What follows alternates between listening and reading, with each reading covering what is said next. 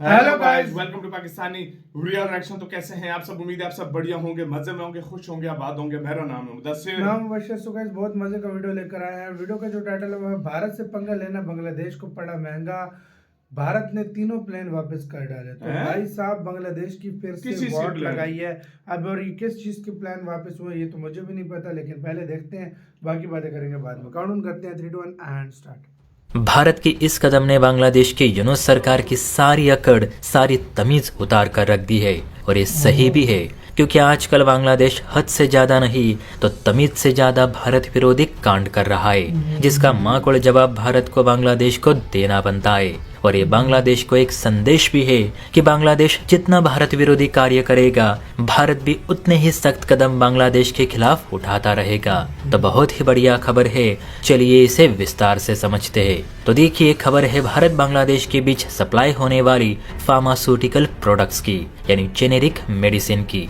आपकी जानकारी के लिए बता दूं कि बांग्लादेश के लगभग सभी अस्पताल, हेल्थ सेंटर और मेडिकल स्टोर अपनी सारी दवाइयां भारत से ही इंपोर्ट करते हैं। चूंकि भारत दुनिया का दूसरा सबसे बड़ा जेनेरिक मेडिसिन सप्लायर देश है और बांग्लादेश का पड़ोसी भी, तो बांग्लादेश सब्सिडी का फायदा उठाकर बहुत ही सस्ते दामों में फार्मास्यूटिकल प्रोडक्ट्स भारत से अपने यहाँ आयात करता है। शायद आपको पता नहीं होगा, लेकिन बांग्लादेश भारत से anti diabetic drugs, anti cancer drugs और वेटरनरी मेडिसिन सबसे ज्यादा आयात करता है। इसके अलावा स्टेरॉइड्स, हार्मोनल ड्रग्स और पेन किलर दवाइयाँ भी बांग्लादेश भारत से ही इंपोर्ट करता है। यानी कुल मिलाकर देखा जाए तो जेनेरिक दवाइयों के लिए बांग्लादेश लगभग 80% भारत पे ही निर्भर करता है। और इसी निर्भरता का एहसास आज भारत ने बांग्लादेश को करके दिखाया। दरअसल कुछ रिपोर्ट्स निकल कर आई है कि बांग्लादेश की ओर से यही जेनेरिक दवाइयां खरीदने के लिए 3 मीडियम साइज के प्लेन बांग्लादेश से भारत आना चाहते थे, ताकि वो ये मेडिसिन लेके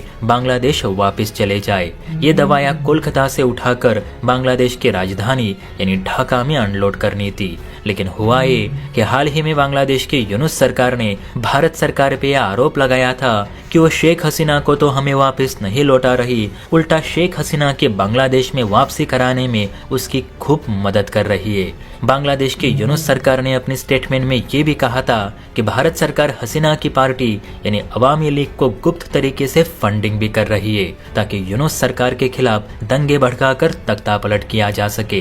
भारत नहीं चाहता कि यूनुस की सरकार बांग्लादेश को चलाए, इसीलिए वो हसीना की वापसी की जोरों से तैयारी कर रहा है।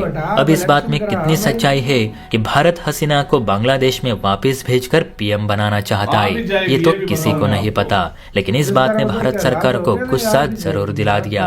और यही वजह है कि जो 3 प्लेन जेनेरिक मेडिसिन लेने कोलकाता आने वाले थे, उन्हें भारत ने अपने यहाँ आने ही नहीं दिया, उनकी फ्लाइट ही कैंसिल कर दी। और बांग्लादेश को चेताया भी कि बांग्लादेश की अंतरिम सरकार हम पर बेबुनियाद आरोप लगाकर सिर्फ दोनों देशों में मतभेदों को बढ़ाने का काम कर रही है, जिसे हम नजरअंदाज नहीं कर सकते। वैसे देखा जाए तो दोस्तों, ये बांग्लादेश हर एक चीज के लिए भारत पे ही निर्भर है। चीन बांग्लादेश को कुछ देता नहीं, उल्टा लूटता बहुत है। पाकिस्तान इसलिए बांग्लादेश से दोस्ती कर रहा है ताकि वो बांग्लादेश में अपने आतंकी लॉन्च पैड्स बना सके। इसके बावजूद मोहम्मद यूनुस इनकी ही तरफदारी कर रहा है।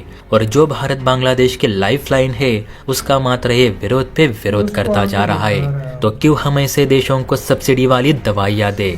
आप ही कमेंट करके बताइए। और हाँ, वीडियो अच्छी लगी हो तो चैनल को लाइक एंड सब्सक्राइब। इसी के साथ यार वीडियो खत्म। यार जाहिर बात है, भारत को तुम बुरा भला भी बोलो और भारत से सस्ते में सब्सिडी में तो हमें पता है पाकिस्तान को इंडिया हर तरह की पहले मेडिसिन देता था। हाँ। उसके बाद फिर जान बचाने वाली दवाई, हाँ। वो भी बहुत ज्यादा जो इम्पोर्टेंट है, अब वो देता है। वो सिर्फ देता नहीं तो नहीं देता और इंडिया। नहीं देता बिल्कुल। अब इंडिया यही कर रहा है बांग्लादेश के साथ। 80% मेडिसिन जो है ना इंडिया से जाती है। के बाद पाकिस्तान को सब्सिडी वाली तो नहीं मिलती थी ना। नहीं, पाकिस्तान को पहले शुरू में सब्सिडी वाली मिलती थी, बाद में नहीं मिली ना। हाँ जी, हमें भी मिलती थी। पाकिस्तान को भी सस्ती दवाई मिलती थी। तुम कहाँ घूम रहे हो? पाकिस्तान को इतनी सस्ती दवाई क्या भाई बांग्लादेश को तो फुल सब्सिडी मिलती थी ना, हमसे भी मिलती होगी, जाहिर बात है। लाजमी बात है। और एक तरह से भारत उसको एक तरह से छोटा भाई मानता था उस देश को। बिल्कुल। लेकिन वही सीन है कि भाई साहब उसने काम ऐसा किया, भारत ने बोला देता हूँ मैं तुम्हें सब्सिडी।